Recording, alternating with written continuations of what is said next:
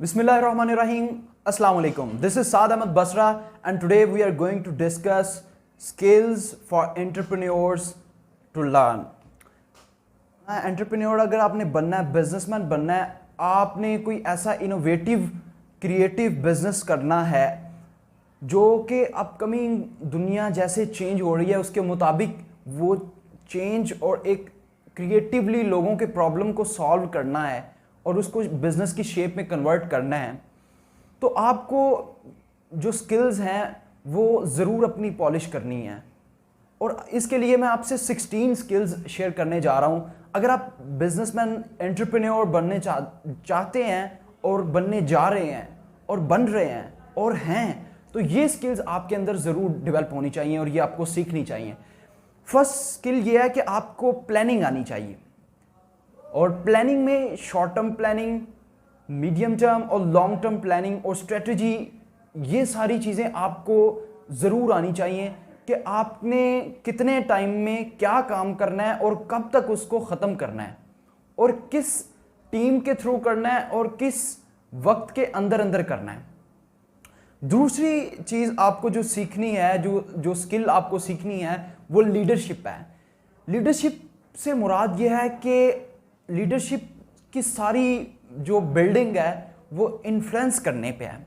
अगर आप मुतासिर कर जाते हैं एक नए अंदाज से, एक नए तरीके से, एक नए काम से, एक नई सोच से, तो फिर आप लीडर हैं।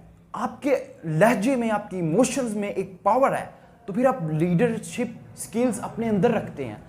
तो मुख्तसरन ये है कि आप लीडरशिप ऐसी चीज़ है कि जो कुछ थेरीज के मुताबिक बंदे के अंदर होती है और कुछ थेरीज के मुताबिक लीडरशिप आप सीख सकते हैं। तो ये स्किल आप सीख सकते हैं या आपके अंदर ये है तो आप उसको पॉलिश कर सकते हैं। तीसरी चीज़ ये है कि तीसरी स्किल ये है कि आपको अपनी सोशल स्किल्स को डेवलप करना है। जब आप सोशल स्किल्स को डेवलप करेंगे, आप अपने साथ लोगों को जोड़ सकेंगे, आप एक काफिला बना सकेंगे, आप काफिले से एक लश्कर बना सकेंगे, आप एक एम्पायर बिल्ड करना चाहते हैं, तो फिर आपको अपने साथ बंदों को मिलाना पड़ेगा, लोगों को मिलाना पड़ेगा। और चौथी चीज़ ये है कि पब्लिक स्पीकिंग आपको आनी चाहिए। पब्लिक स्पीकिंग जो है वो ये है कि आपके सामने अगर 500, 1000, 2000, 1 लाख बंदा है, तो आप उससे कम्युनिकेट कर पाएँ। क्योंकि पब्लिक स्पीकिंग में आपको ये समझना है कि जब हम पब्लिक से बात कर रहे होते हैं तो उसमें every category, every segment of her society के हर तबके के लोग शामिल हैं। तो आपको उसमें बात को किस तरह करना है कि जिस तरह वो सबके लिए प्रॉपर बात कन्वे हो सके। जो आपके पास पांचवी स्किल आपने सीखनी है वो सेल्स है। आपको सेल्स आनी चाहिए, आपको बेचना आना चाहिए, आपको ये सीखना है कि साइकोलॉजी ऑफ बाइंग क्या है, लोग क्यों खरीदते हैं। लोग चीज़ें खरीदते नहीं हैं, लोग इमोशंस खरीदते हैं।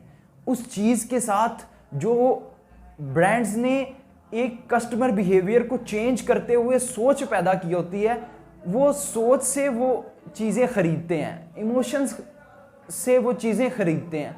वो चीज़ की ज़रूरत हो ना हो, आपको सेल सीखनी है कि सेल कर कैसे सकते हैं आप। आपने जो छठी स्किल सीखनी है वो है कि आपने रिस्क को कैलकुलेट करना है कि जो आप करने जा रहे हैं उसमें कितना रिस्क है, वो चीज़ वाकई में हो सकेगी, आप उसको कर पाएंगे, उसके ड्रॉबैक्स क्या हो सकते हैं, अगर आप उसको नहीं कर पाते तो क्या होगा। इंक्विजिटिव थिंकिंग, यानी आपने अपनी थिंकिंग प्रोसेस को प्रेजेंट माइंडेडनेस में कन्वर्ट करना है और अपने थिंकिंग प्रोसेस को तेज़ करना है। अपने सारे टास्क को परफॉर्म करने के लिए अपने आप को मैनेज रखना है। और आठवीं स्किल जो है वो मार्केटिंग है कि आप चीज़ों को मार्केट कैसे कर सकते हैं। मेरा एक मानना है कि अगर आपके पास सोना है, आप उसको मार्केट नहीं करते, तो उसकी वर्थ उस कूड़े से कम हो सकती है कि जो कूड़ा प्रॉपरली मार्केट किया गया है।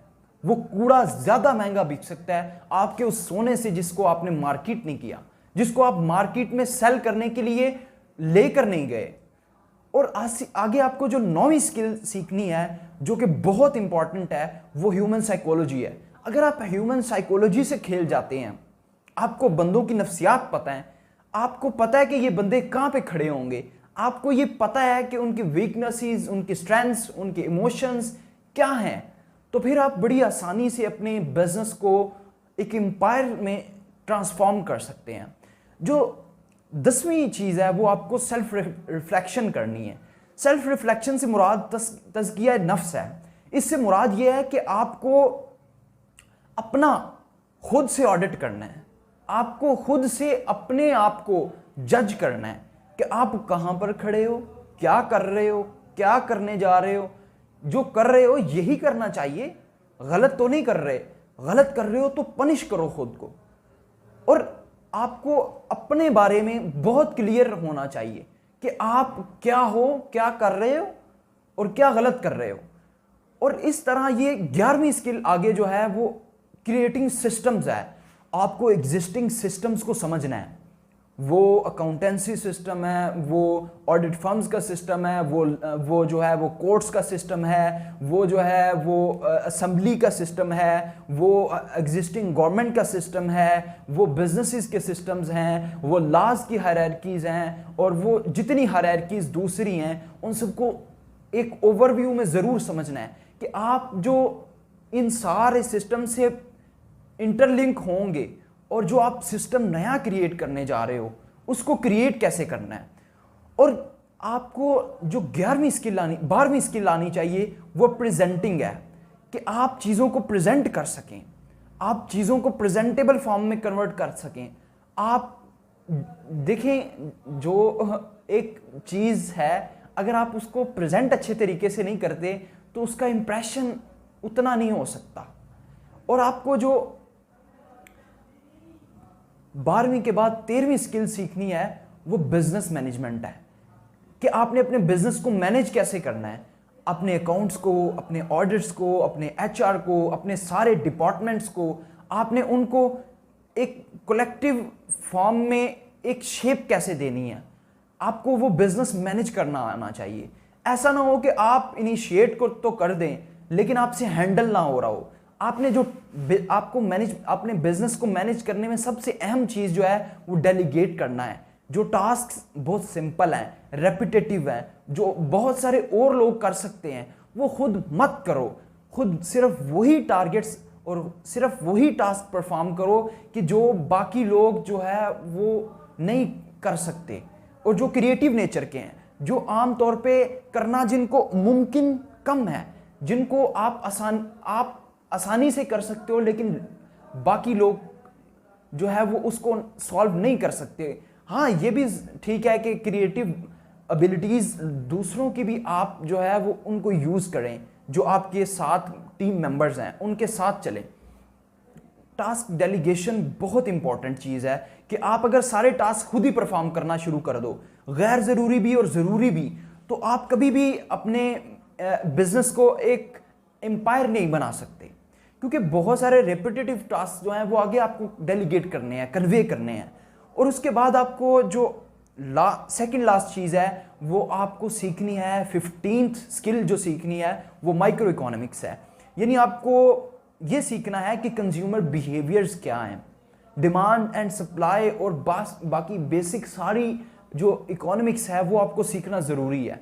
इकोनॉमिक्स का बेसिक नॉलेज लिए बगैर आपको जो है वो एंटरप्रेन्योरशिप में जो है वो कदम नहीं रखना चाहिए। आपको बिजनेसेस को पहले अंडरस्टैंड होना ज़रूरी है। एक स्टार्टअप जो है, एक छोटा स्टार्टअप जो है वो एक छोटी शेप में जो चल रहा है और चल सकता है वो चलता रहेगा, लेकिन अगर आप चाहते हैं कि एक बड़ी एम्पायर बनाएं तो वो ऐसे मुमकिन नहीं है कि आप सारी स्किल्स जो मॉडर्न वर्ल्ड में आपको compete करने के लिए चाहिए वो सारी स्किल्स सीखे बगैर आप जो है वो अपने आप को मार्केट में ले आएँ, तो फिर आप एक एवरेज, बिलो एवरेज और फ्लॉप बिजनेस ही कर सकते हैं।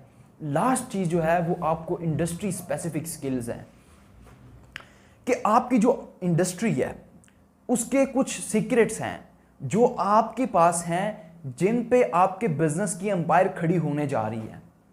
आपको वो स्पेसिफिक सबसे पहली बात तो यह है कि आपको ये आइडेंटिफाई करना है कि आपकी स्पेसिफिकली इंडस्ट्री कौन सी है, उस स्पेसिफिक इंडस्ट्री में कैसे डोमिनेट करना है, ये आपको आना बहुत ज़रूरी है। तो ये 16 स्किल्स थी, जिनमें से कुछ चीज़ें जो है वो, कुछ स्किल्स जो हैं वो अल्हम्दुलिल्लाह सीख चुका हूँ मैं, और बाकी स्किल्स पे भी इंशाल्लाह जो सीख चुका हूँ वो मैं आगे इंशाल्लाह कोशिश करूँगा, क्योंकि मेरा शौक़ है सीखना और सिखाना।